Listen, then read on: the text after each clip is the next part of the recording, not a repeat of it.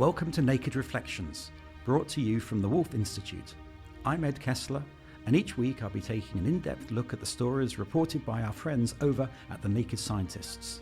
What does the latest scientific stuff mean for the rest of us? Stay with us and find out.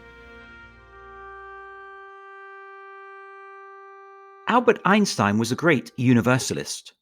But as Richard Staley reminded us in the Naked Reflections podcast about his legacy, he was not above making a wry joke about the shifting way people might perceive his ethnic, national, or religious identity. In Germany, he's understood as a German man of science, and that for the British, at the end of World War I, he's thought of as a Swiss Jew. And he notes that if the circumstances were to change just slightly, if he becomes a bête noire, then it will be reversed. And English people will think of him as a German man of science, and Germans will think of him as a Swiss Jew. But of course, it was deadly serious. He had, in fact, already faced anti-Semitism. He was already defending his theory from people who were responding to him primarily as a Jewish physicist. So he understood just how strong and important chauvinism is, and how much it can affect intellectual attitudes even.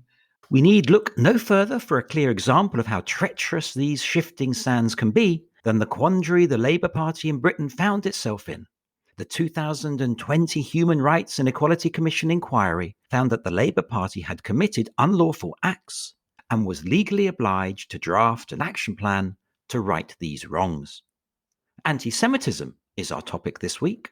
My guests are Luciana Berger, who was one of Jeremy Corbyn's shadow cabinet team, but who then left the Labour Party in protest about the party's stance on this issue, and Dr. Julian Hargreaves, who is Senior Research Fellow here at the Wolf Institute. Julian has undertaken research on anti-Semitism as well as Islamophobia.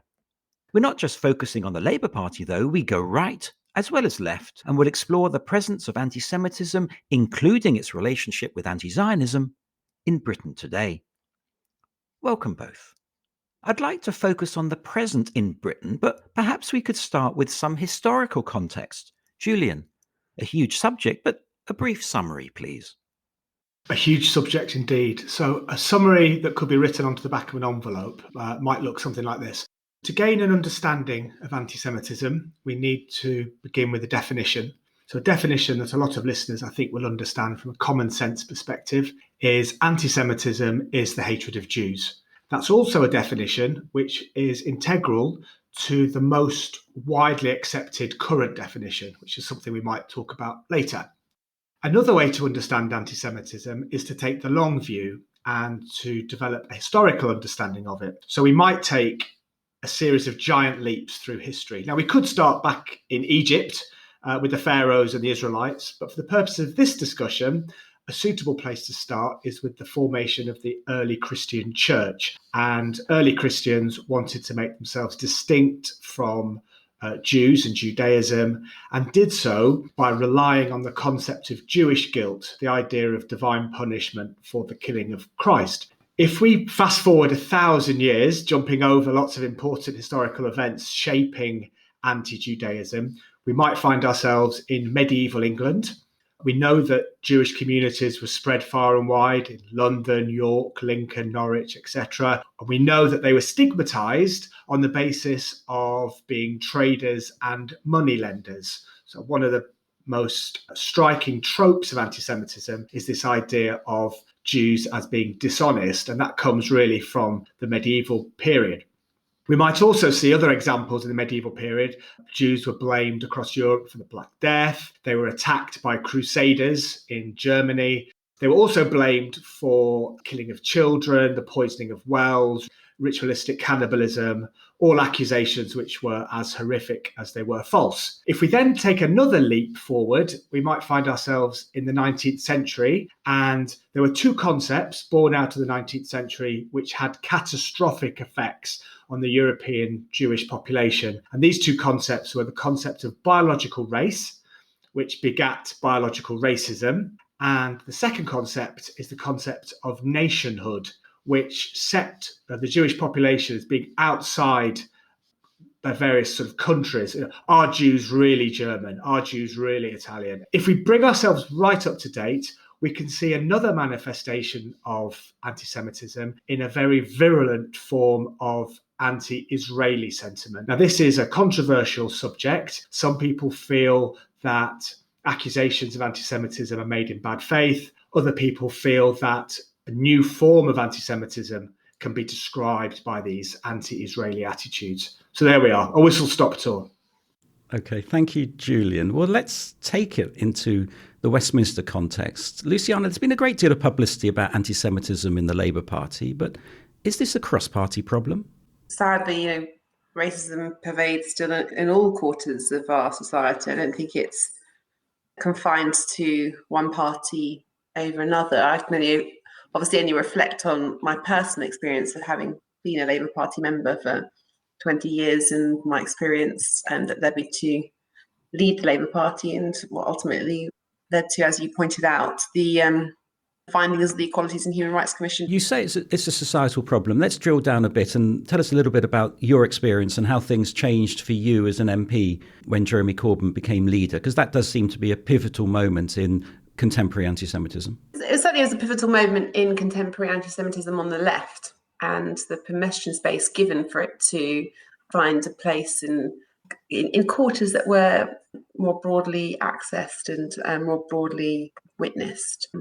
Certainly, when I was first elected and I was an MP back in 2010, I did not experience that much anti-Semitism. It's fair to say that I've held roles in public for a number of years, so got my first piece of anti-Semitism when I was on the national executive of the National Union of Students back at the start of 2000. But certainly when Jeremy Corbyn became leader of the Labour Party, there was a massive influx and a new type of membership within the party that came from the far left.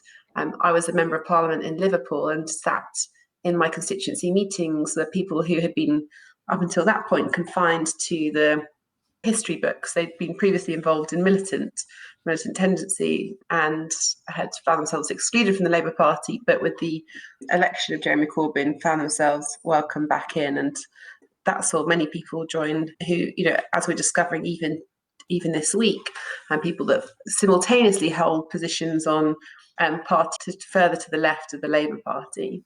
And certainly what came about was a massive toxicity and a massive permission, and examples that are well catalogued of the depth to which the anti-Semitic comments were being made on Facebook groups, comments and things that were being said in meetings themselves.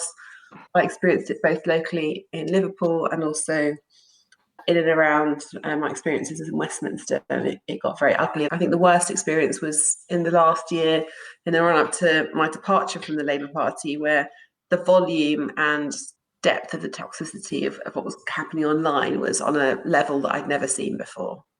Julian, you've been researching anti-Semitism. What have you uncovered?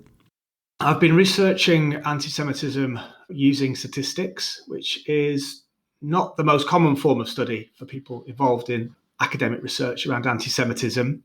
One of the things I wanted to address with that particular study is that during the debates around anti-Semitism and the Labour Party, the public are used to hearing from experts and used to hearing from politicians about what constitutes anti-Semitism. We don't often hear from everyday members of Jewish communities. We really wanted to address that imbalance. More recently, we've been looking at anti-Semitism online, and that's a project which is still ongoing. We're working closely with the Anti-Semitism Policy Trust and the Community Security Trust, both leading Jewish think tanks in this country. And we've been looking at anti-Semitism across Twitter, Instagram, and YouTube.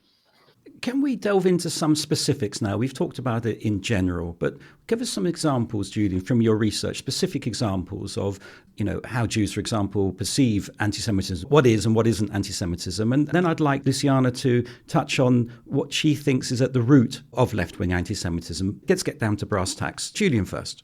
It's a sensitive topic, and it's difficult to speak about this without using offensive terms and offending people listening. So I'll be really careful. But things that I think most Jewish people would find offensive would be the idea that the Holocaust has been exaggerated, or is spoken about for sort of political purposes, if you like. So that's anti-Semitic. Equating Israel to the Nazi Party, to say that Israelis act like Nazis, I think is commonly held to be anti-Semitic.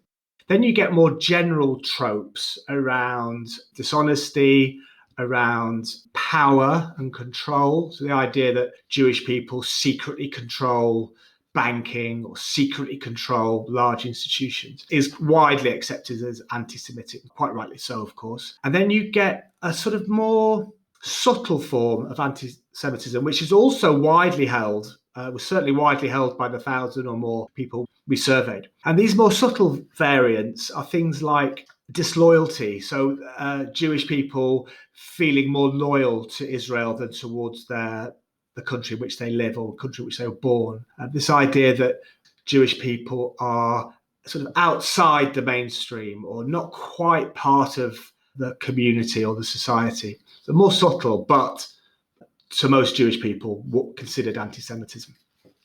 And Luciana, what lies at the root of left-wing anti-Semitism? It's a very, very important question, and certainly looking at the history and seeing what's happened now and responding to some of the points that have already been raised.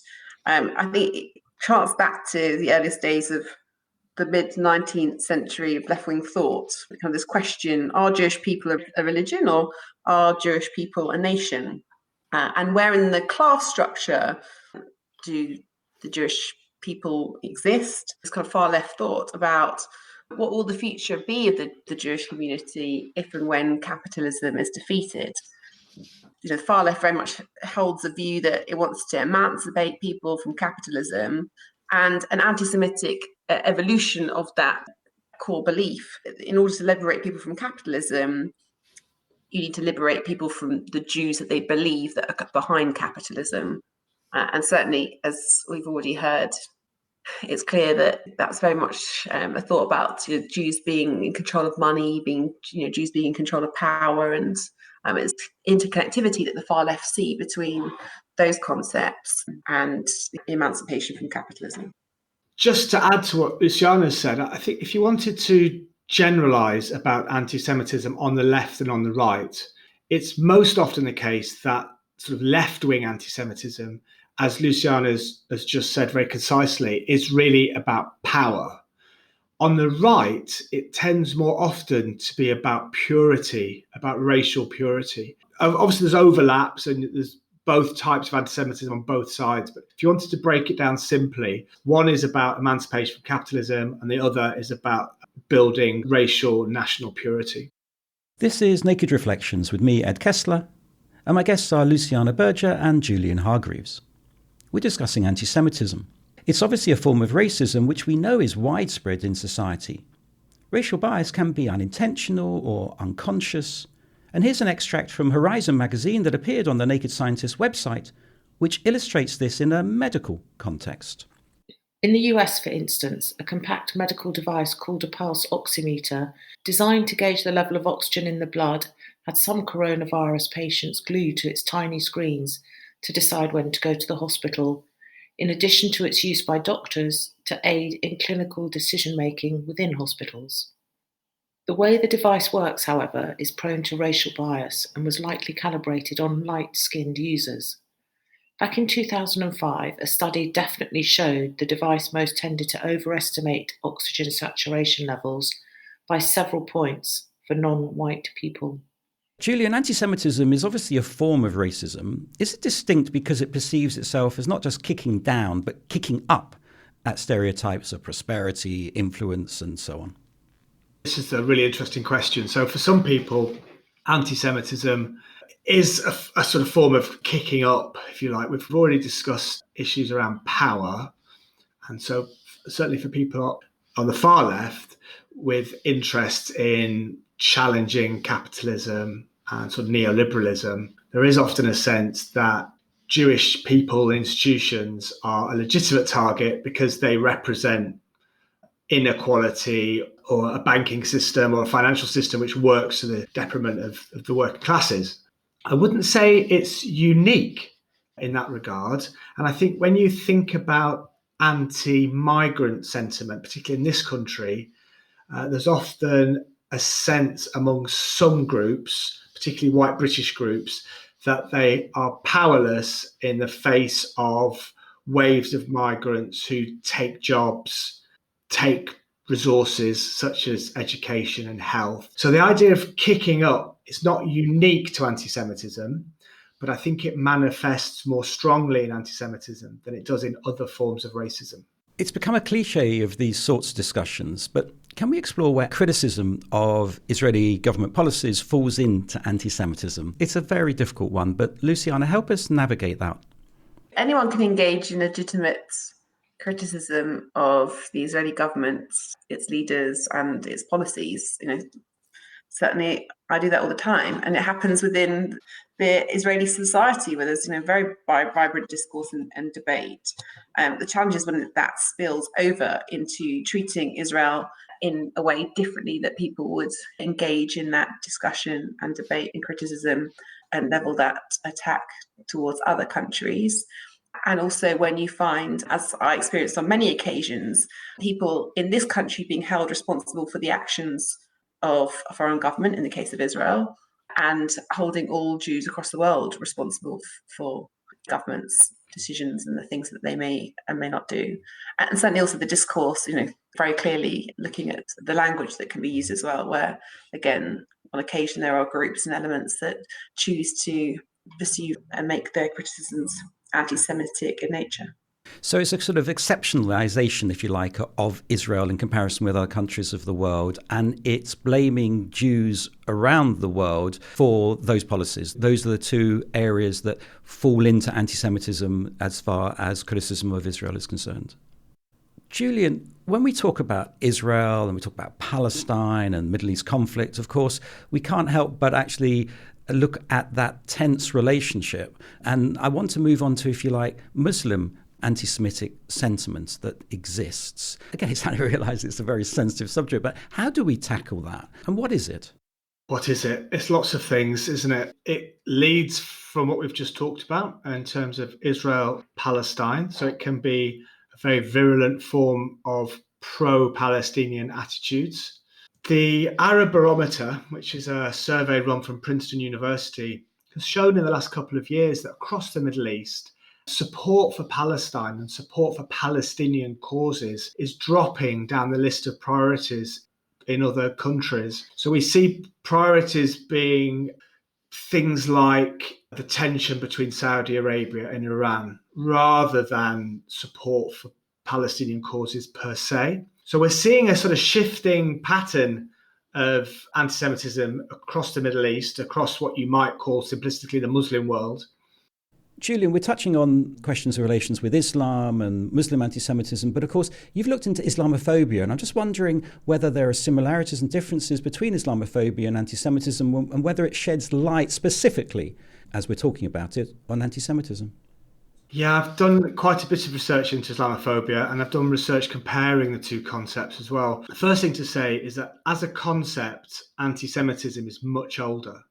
And I think this explains the consensus among Jewish communities as to what constitutes anti-Semitism. It has more of a common sense understanding.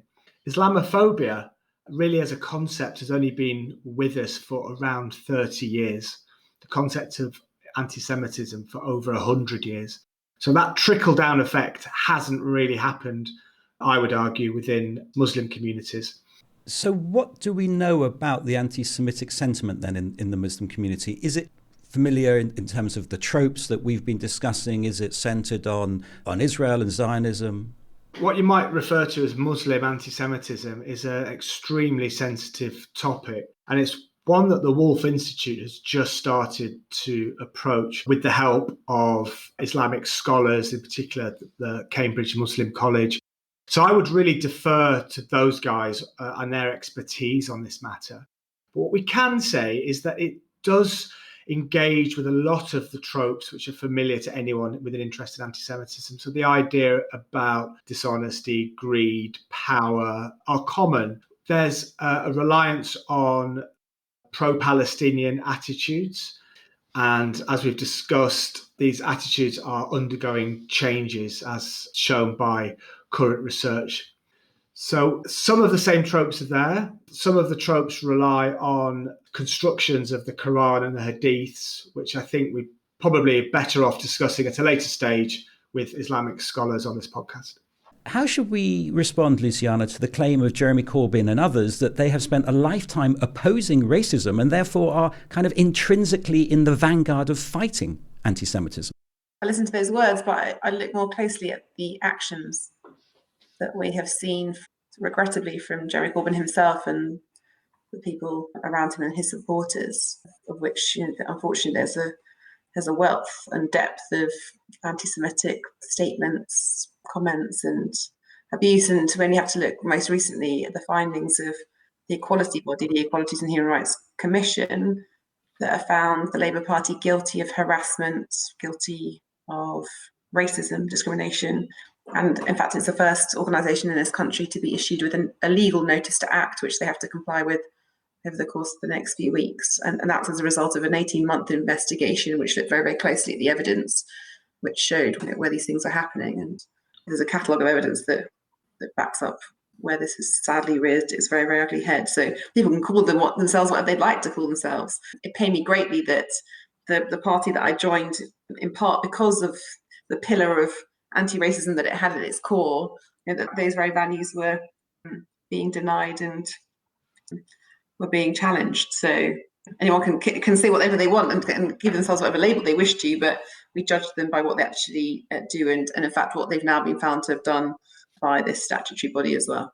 In that case, are you optimistic about the future and curbing of anti-Semitism within the Labour Party? And I suppose, Julian, the second part of that is in society as a whole. But Luciana, what about the Labour Party right now? I think there's a very, very long road ahead. And again, the party will be judged by its actions and what it actually does. We're only just speaking today in the wake of that report and its findings, which only actually sought to confirm the experience of me and many others. So it's actually what happens as a result of that. I've got no doubt that Sir Keir Starmer, as the new leader of the Labour Party, has every intention to bring forward the structural change necessary. And there are many different things that need to happen in practice, real reforms, particularly around the complaint system. My worry is about how he will be able to contend with the culture. And again, I'll be looking to judge the outcomes by both the structures and the culture. And again, regressively, we only have to look at the thousands of messages that have been posted across social media in recent weeks to know that the toxic anti-Semitic culture still very much pervades across the left and still, amongst people who still today retain membership of the Labour Party. And that is a very, very tricky conundrum that Sir Keir Starmer will have to contend with. I agree with Luciana. There's a long road ahead for the Labour Party. In terms of being hopeful, there are certain events and occasions that provide hope. We've seen lots and lots of English football clubs and the Football Association adopt the new definition. We've also seen universities across the UK adopt the new definition, which means that there's a much more unified sense of how to tackle this among people for whom maybe this definition is new, or maybe for people who are turning their attention to anti-Semitism for the first time. The thing that gives me less hope, and I've been looking at this across the internet on social media, anti-Semitism is multifaceted. So it can pop up on the left and it can pop up on the right. It can pop up when people on the far left want to talk about Israel or power. It can pop up when people are in the mood for populism or thinking about racial and national purity. And it's that attribute of anti-Semitism which makes it hard to eradicate. It's easy to identify. It's becoming easier to address, but the eradication of it is a tall order. You've touched on the IHRA definition, Julian, and Luciana talked about deeds rather than words. What difference does that practically make, the fact that the FA have adopted? I think it's very significant that we now see a massive body, and again, a real array and range of different organisations across our country having adopted this definition. And it's not just in our country, it's in other countries as well. So it's great to have that international standard. But again, it's putting it into practice. What it does is provide a really helpful framework. And it's something that I was at the centre of battling with, was to try to get the Labour Party to adopt that definition along with all of its examples. The examples are many. It's also not an exhaustive list. It's also not saying that these examples would necessarily always be anti-Semitic, but it gives some context, because I think part of the challenge here is that it's often below the surface. People often don't see it. And therefore, definition serves a really important purpose to bring that to life and to explain it. But it's clear that, we still have a massive job to do. I think just generally when it comes to equality and racism in our society, we've certainly made great strides, but there's still very much progress to be made. But to have the leadership of organisations like the Football Association, like the university bodies, really kind of grabbing this by the hands and putting their full weight behind this definition at this time certainly serves to show the leadership. And then, it's obviously what happens to cascade that down into respective organisations and bodies. But it's very totemic. It shows how this is something that certainly people are coming alive to, that they need to contend with in whatever walk of life it is that they exist within. It's interesting. I've noticed the decline in racist chanting, anti-Semitic chanting at football matches in the sort of 20, 25 years that I've been attending football matches. Now, what happens when there is racist chanting is it's called out much more than it was 20, 25 years ago. And I know it's anecdotal and it's a personal experience, but it's real. And I suppose what I'm looking for as we come towards the end is what real examples are there of progress as far as tackling anti-Semitism are concerned? Forgive me. I am not as optimistic as you are in the football area, where Millwall fans made racist chants against those players that took the knee in their recent football match. So, that didn't fill me with positivity. So certainly, again, there's many examples we can point to where there's massive work to be done. I was speaking just the other day to the editor of a women's magazine, who for the first time had an article in it about anti-Semitism. The fact that, we are talking about these things more openly, that certainly is a mode and means by which we can point to the progress that we'd like to see. So again, the fact that we now don't have a situation within one of our two main political parties where, regrettably, anti-Semitism pervaded, that is significant as well. So I like to be positive about the future. The Runnymede Commission called its report on anti-Semitism a light sleeper. Would you agree with that title, Julian? Absolutely, I would. History has shown us that different moments have led to the emergence of anti-Semitism in different forms. It's capable of changing its nature.